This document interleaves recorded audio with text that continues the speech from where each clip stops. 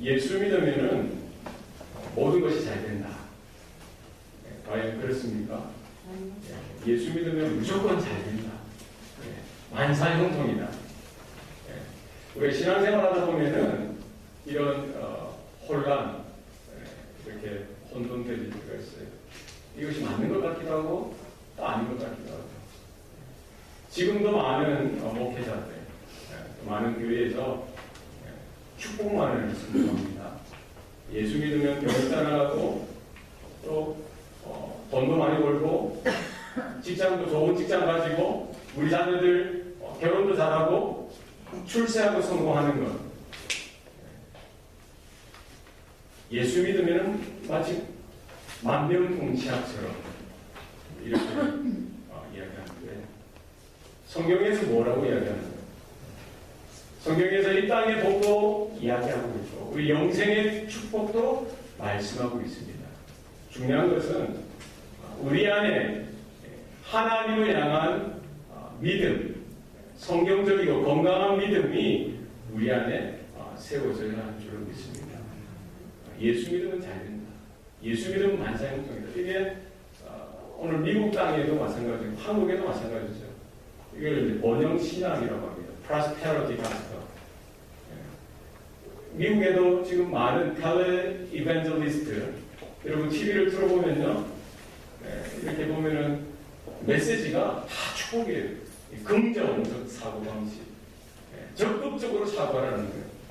하나님이 복 주시기로 되어져 있다는 거예요. 그것은 아주 한 방면만 보는 것입니다. 그래서 우리가 성경에 보면은 예수 믿었는데도 세상적인 관점에서 보면 실패하는 사례가 있죠. 스데반을 보세요. 예수를 그만큼 잘 믿는 사람이 어디 있어요? 복음을 어떻게 그처럼 그렇게 생명처럼 선언하고 선포하고 말씀 따라 살았던 사람이 있습니다. 그러나 그는 젊어서 순교를 했어요. 세례 요한을 보세요. 광야에 외치는 자의 소리로서 하나님의 사명 가운데 섰다가 결국 30대 형장 이슬로 사라지는 것을 보지 않습니까? 우리가 예수 믿으면 하나님께서 복을 주십니다. 믿습니까? 그러나 그 복이 이 땅의 물질적인 복에만 국한되어 있는 것이 아니라는 거예요. 사실 가장 큰 복은 무엇입니까? 내가 잘 될 때나 내가 부유하고 잘 나갈 때에도 내가 이루어진 나에게 있는 그것이 전부가 아니라 이 모든 물질, 이 모든 성공, 이 모든 눈에 보이는 것도 하나님 앞에 서 있는 나에게는 아무것도 아니라고 고백할 수 있는 그와 같은 믿음.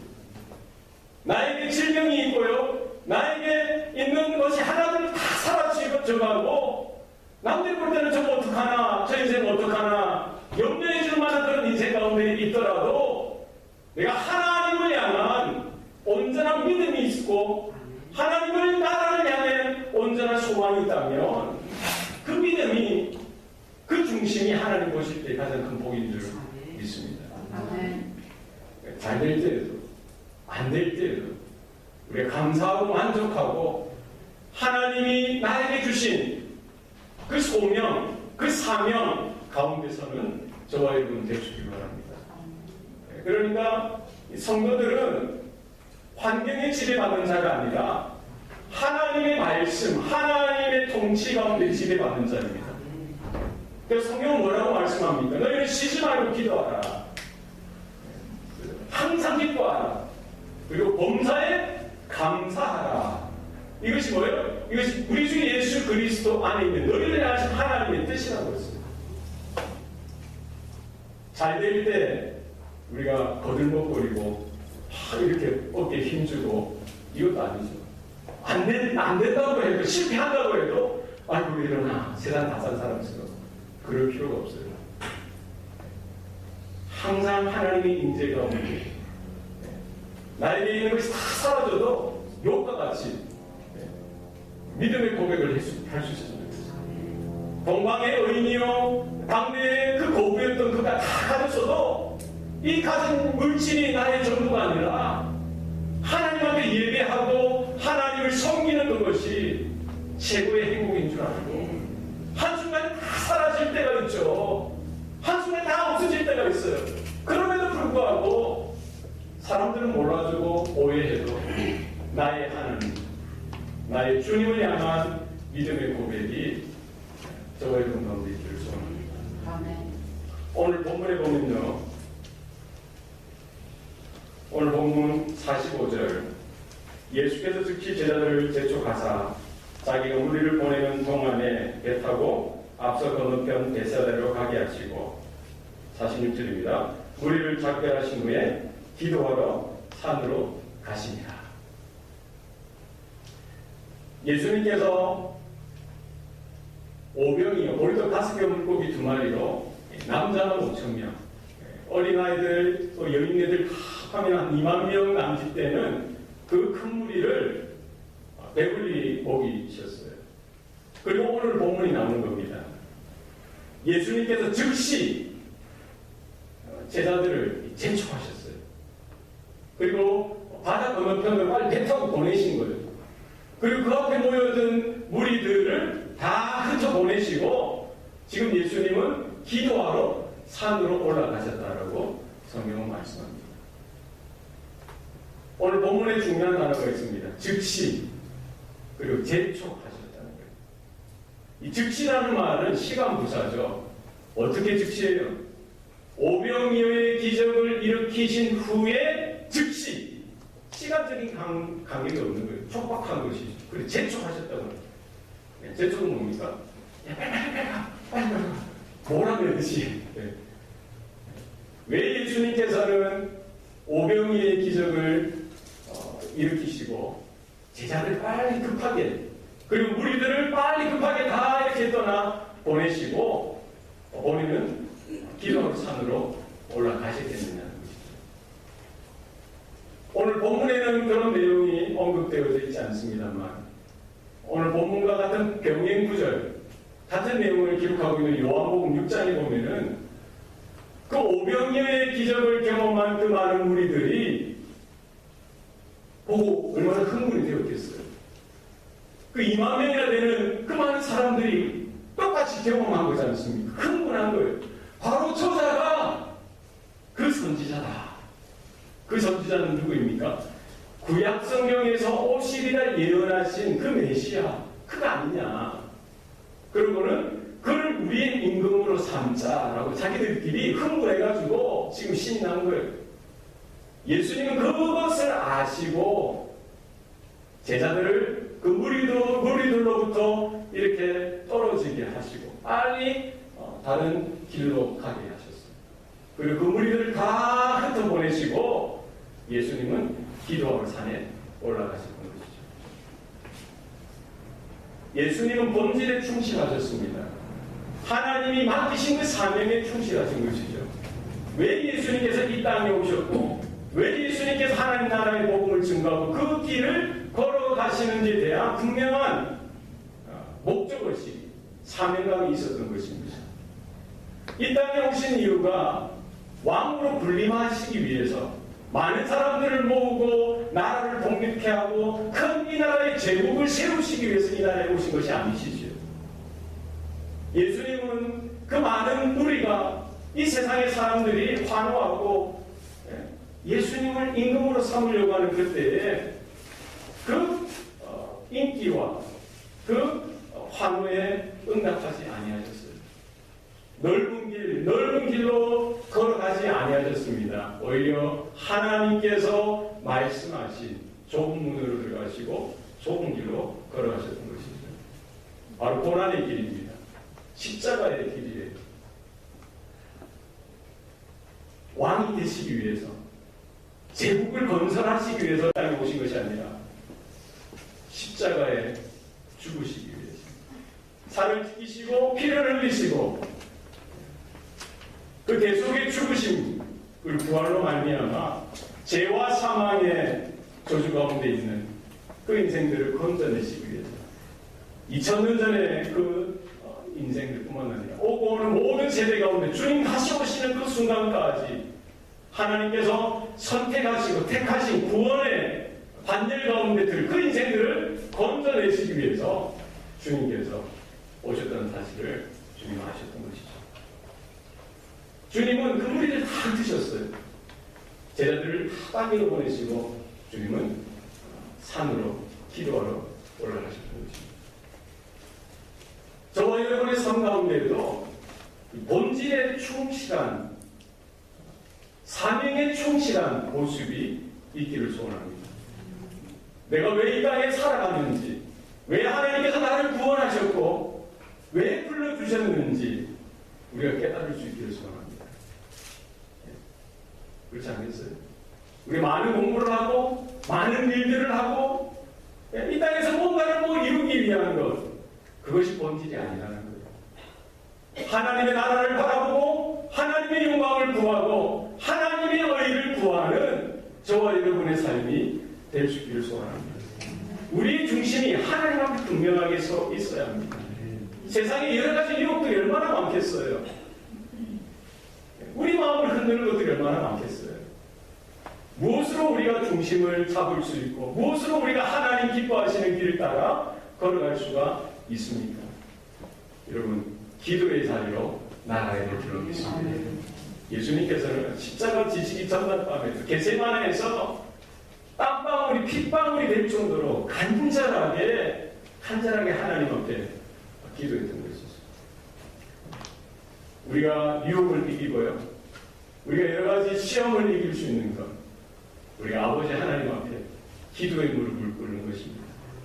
여러분, 이게 왜 안 되나 이것이 아니라 마음에 작정하시고 여러분 기도하시기 바랍니다. 하나님의 때에 하나님께서 역사하시는 은혜가 있기를 소원합니다. 48절 말씀에 보면은 바람이 거스름으로 제자들 힘겹게 놓아줬는 것을 예수님이 보셨다고 되어 있습니다.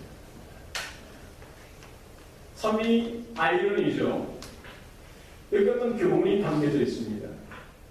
제자들은 예수님의 명령에 순종해서 지금 갈릴리 바다를 배를 타고 건너가고 있었던 거예요.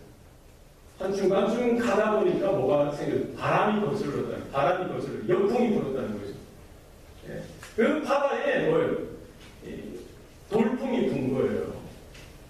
너무 힘겹게 어렵게 위기를 만난 겁니다. 이 아이러니지 않습니까? 예수님의 말씀에 순종했는데 예수님의 말씀을 따라 이렇게 갔는데 그런 길에도 이런 역풍이 불 수도 있고요, 태풍이 몰아칠 수도 있고요, 광풍이 몰아칠 수도 있더라는 거예요.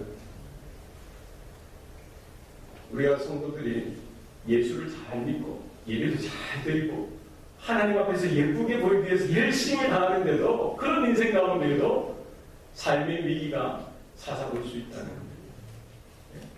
병도 들 수도 있고요. 그런데도 또 장사가 안 될 수도 있고 하는 일마다 더 안 될 수도 있다는 거예요. 너희가 여러 가지 시험을 만나거든 기쁘게 여기라. 사도 야고보가 이야기했습니다. 예수를 잘 믿고 하나님 말씀 따라 순종하는 삶 가운데에도 여러 가지 시험이 올 수 있다는 거예요. 하나님께서 살아계시고 하나님께서 역사하시는데 믿음 있는 우리의 삶 가운데, 우리 가정 가운데에도 풍파가, 환난이 올 수 있다는 사실입니다. 믿음을 가지고 산다는 것, 그것은 위기나 고난이나 역경으로부터 아무런 것 없이 이렇게 살아간다, 이거 아니죠. 왜 하나님께서 우리에게 시험을 허락하시고 환난을 허락하시고 여러 가지 힘들고 어려운 이런 상황들을 허락하시느냐?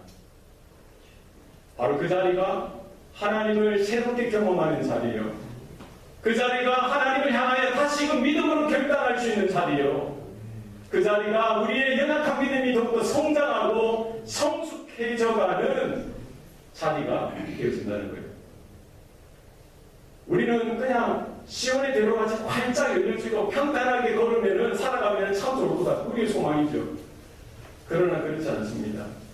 하나님은 우리를 사랑하시기 때문에 우리 각 사람에게 다양한 여러 가지 어려운 형편들을 다 허락하셨어요. 예. 저도 있겠어요, 없겠어요? 있어요. 여러분 한 사람 한 사람 다 마음을 이렇게 열어보면은 그 아픈 구석이 있겠어요, 없겠어요? 있어요.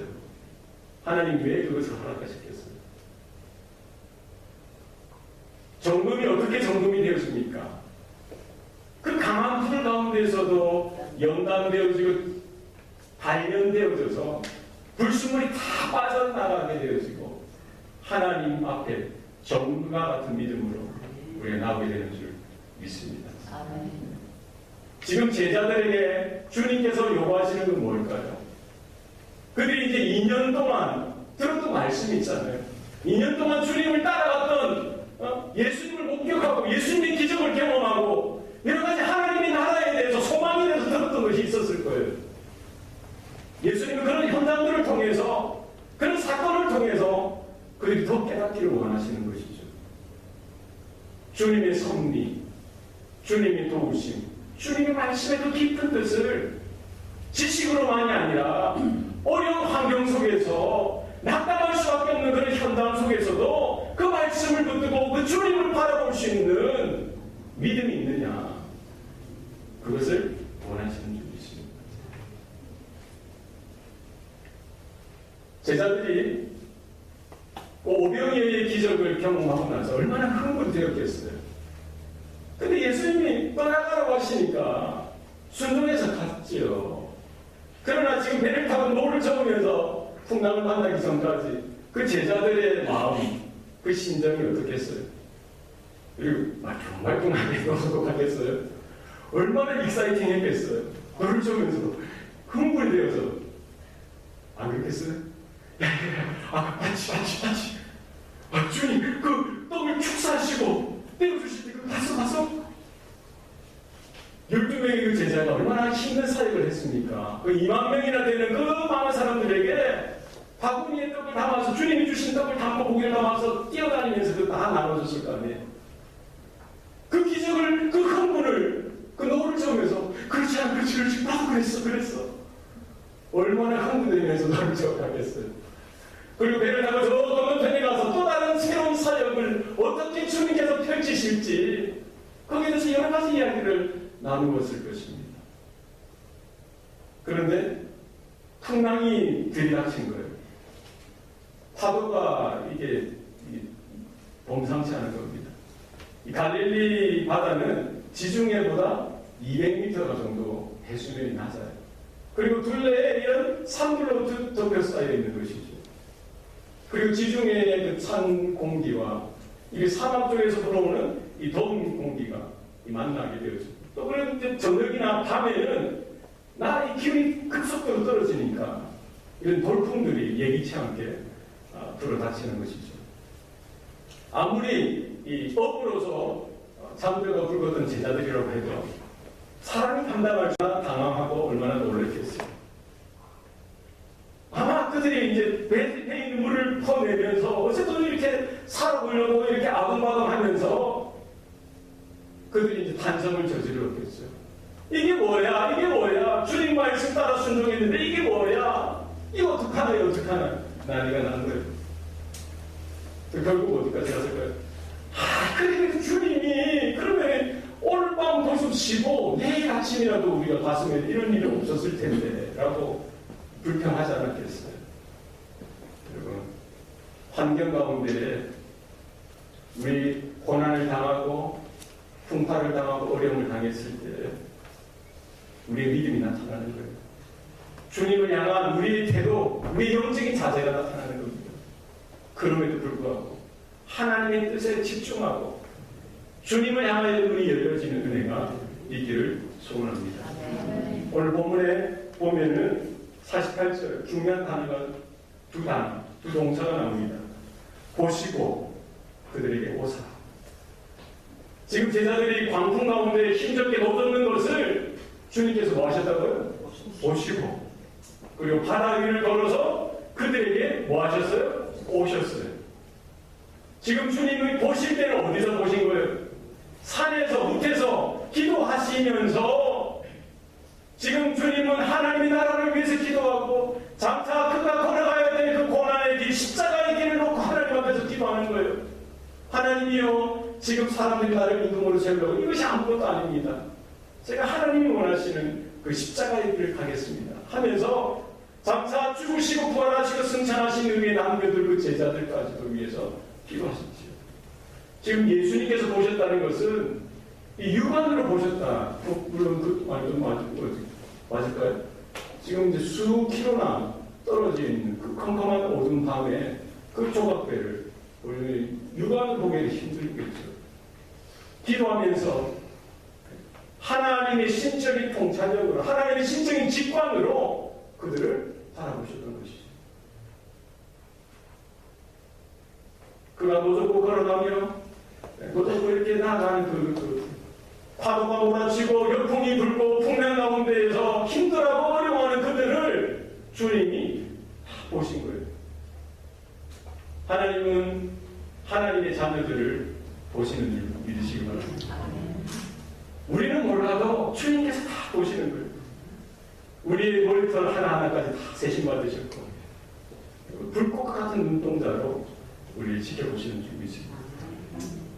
요셉이 형들에게 시기를 받고 미움을 받아서 팔려가는 그 순간 주님이 보시는 것이죠. 노예 생활을 하고 또 누명을 받고 감옥에 가고 그런 현장 속에서도 주님은 보시는 거예요.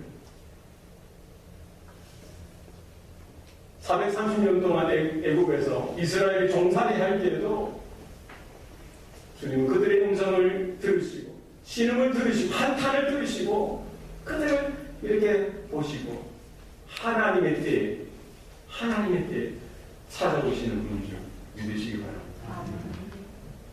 광풍 가운데 힘들고 어려워하는 그들 향해서 예수님께서 기적과 같은 방법을 통해서 찾아오셨듯이 저와 여러분의 삶 가운데에도 우리의 아픔과 나의 외로움과 나의 억울함과 나의 고통까지도 주님은 살펴보시고 하나님의 때에 찾아오시는 줄 믿으시기 바랍니다.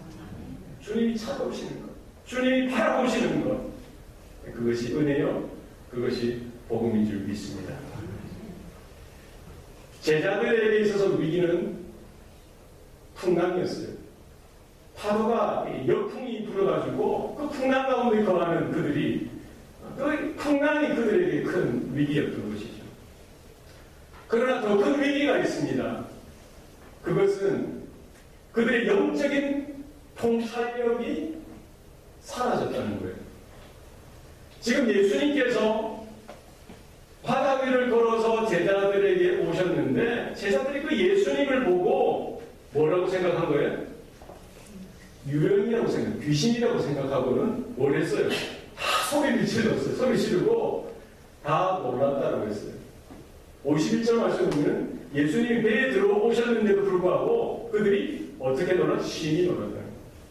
공포감 가운데, 두려움 가운데 놀랐다는 거예요. 이것은 무엇 때문이라고 성경이 기록하고 있습니까? 52절 말씀에 보니까 그 마음이 둔하여졌습니다. 그리고 그 앞에 뭐라고 했어요? 그 떡대시는 일을 깨닫지 못했다라고 했어요. 제자들이 지금 직면하고 있는 위기는 그 광풍, 그 바람의 역풍, 풍랑일 뿐만 아니라 더 큰 위기는 뭐예요? 예수님이 찾아오셨는데도 예수님으로 바라보지 못하는 것. 그것이 더 큰 위기인 것이죠. 마음이 둔하여지고요. 예수님의 그 기적도 전혀 깨닫지 못하고 예수님의 그 말씀도 전혀 듣지 못하고 깨닫지 못하는 그들의 영적인 그런 통찰력이 무뎌진 것, 영적으로 민감해야 되는 그 제자들이 무뎌진 것, 그것이 그들에게 더 큰 위기였던 것입니다.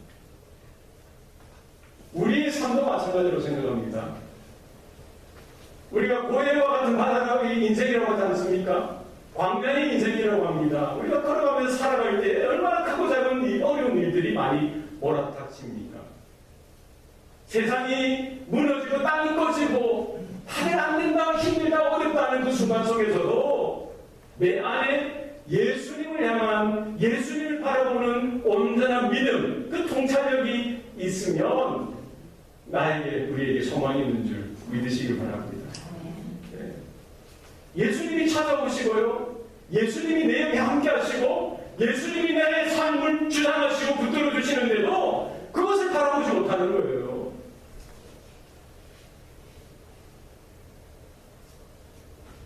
우리 안에 예수님을 바라볼 수 있는 믿음의 눈이 활짝 열리시길 바랍니다. 고난 중에, 신음 중에 나의 모습을 보시고 찾아오시는 그 주님, 우리의 영안이 크게 열릴 수 있기를 소원합니다. 우리 환경이 문제가 아니라, 내 형편이 문제가 아니라 내 안에 주님을 바라보는 믿음의 다른 안목이 있느냐, 내가 말씀을 듣는데 그 말씀을 통해서 날마다 그 말씀에 그 하나님의 음성을 깨달을 수 있느냐, 하나님께서 행하신 그런 크고 작은 일들을 통해서 우리 하나님이 주시는 교훈을 깨닫는 그런 마음이 되어져 있느냐, 이것을 더 우리는 심각하게 생각하고 우리 중요하게 생각해야 될 점이 있습니다. 인생의 풍랑, 인생의 광풍과 또 내 마음 안에 주님을 향한 온전한 믿음, 온전한 사랑, 온전한 영적인 안목이 날마다 새롭게 일어날 수 있기를 소원합니다. 예수님께서 그들에게 찾아오셔서 뭘 하셨어요? 말씀하셨어요. 여전히 풍랑은 몰아치고 파도는 몰아치는 그 상황 가운데서 예수님이 말씀하시는 거예요. 안심하라, 내니 두려워하지 말라고 말씀하시는 것이죠. 두려움 가운데, 공포감 가운데, 당혹감 가운데 사로잡혀 있는 그 제자들을 향해서 주님은 안심하라, 두려워하지 말라. 내가 여기 있지 않느냐? 내가 너희들을 찾아왔지 않느냐? 내가 지난 2년 동안 너희들과 함께한 바로 그 예수이지 않느냐? 내가 질병을 쫓아내고 귀신을 쫓아내고 조금 전에 오병이어로 그 많은 사람들을 배불리 먹였던 바로 그 예수이지 않느냐라고 말씀하고 계신 것이죠. 내니라는 표현은 It is I. It is I am. 이 독특한 특별한 표현인 것이죠. 출애굽기 소위 보면 하나님께서 모세를 찾아오십니다. 모세가 하나님의 소명을 받고 이제 80세가 되어서 이제 더 이상 뭐 할 것도 할 수 없는 그런 상황 가운데 하나님께서 그를 부르시고 사용하시겠다고 하니까 계속 거절하고 거부하는 핑계 내는 거예요.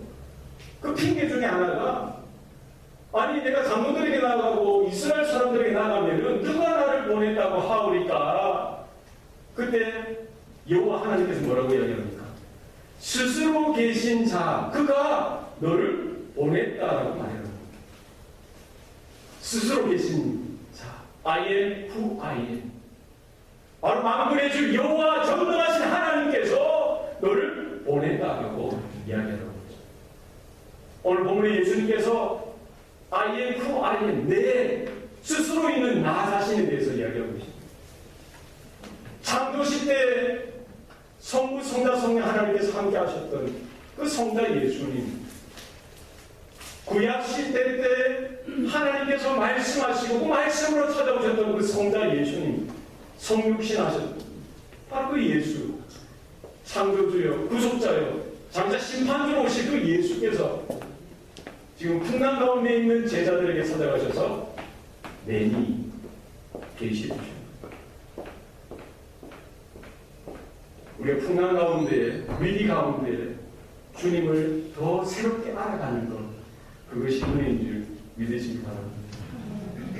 평탄할 때, 평안할 때 몰랐어요. 내가 병들고 나니까, 내가 아파 보니까, 내가 실패해 보니까, 내가 어려워지고 외로워져 보니까 내게 주신 그 말씀, 나에게 주신 그 믿음이 결코 헛된 것이 아니라 살아계신 그 하나님, 나를 지켜보시는 하나님, 나에게 다가오시는 그 하나님, 말씀하시는 그 하나님을 향하여 새로운 믿음의 안목이 열려지더라는 거예요. 여러분, 우리의 남은 생애 가운데 우리가 말씀을 붙들고 믿음으로 살아가고 순종하여 살아가는 그 삶 가운데서도 풍파는 일어날 것입니다. 광풍이 일어날 거예요. 크고 작은 위기와 어려움들이 여전히 우리를 힘들게 할 겁니다. 그러나 우리에게 이런 믿음이 있어야 할 것입니다. 나를 보시는 하나님, 나를 위해서 지금도 하늘 보좌 우편에서 기도하시는 그 예수님을 여러분 기억하시길 바랍니다. 나를 지켜보시고만 합니다. 하나님의 때에 하나님의 방법으로 찾아와 주시고 간섭하시고 개입하시고 말씀하시는 거예요. 안심하라 내니 두려워하지 말라.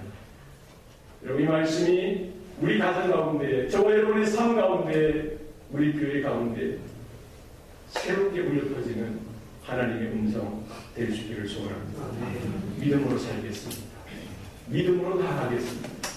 내가 잘 될 때나 내가 안 될 때나 어떤 형편이든 하나님을 새롭게 알아가는 그 자리, 하나님을 더 깊이 깨달아가는 그 자리, 하나님을 더 붙들려 쓰임받는 영적으로 새로움을 얻는 그 자리가 되게 하여 주시옵소서. 이와 같은 고백이 저와 여러분의 고백 될 수 있기를 소원합니다. 기도하시겠습니다. 살아계신 아버지 하나님, 광풍이 몰아치는 우리 인생길 속에서도 날마다 우리를 보시고 찾아오시는 그 예수님을 온전히 바라볼 수 있는 믿음의 해안이 우리 가운데 새롭게 일어날 수 있도록 도와주시옵소서. 날마다 성령께서 인쳐주시고 성령의 기름 부심 허락하여 주시사 우리 안에 우리 속에 날마다 성령으로 조명케 하시고 밝혀드려 보여주시사 하나님 말씀 앞에 하나님의 은혜 가운데 또 하나님의 은혜를 깨닫게 하시고 하나님의 사랑을 깨닫게 하시고 하나님의 살아계심과 하나님의 놀라운 크신 일들을 깨달아 알게 도와주시옵소서. 주님 말씀 앞에 순종하여서 세상의 넓은 문 넓은 길로 걸어가는 인생이 아니라 하나님 아버지께서 주신 사명을 붙들고 좁은 문으로 들어가게 하시고 좁은 길로 걸어가게 하셔서 십자가를 기쁘게 지고 주님과 함께 주님을 따라가는 우리들 인생 되게 하여 주시옵소서. 모든 것 감사드리고 예수님 이름으로 기도합니다. 아멘.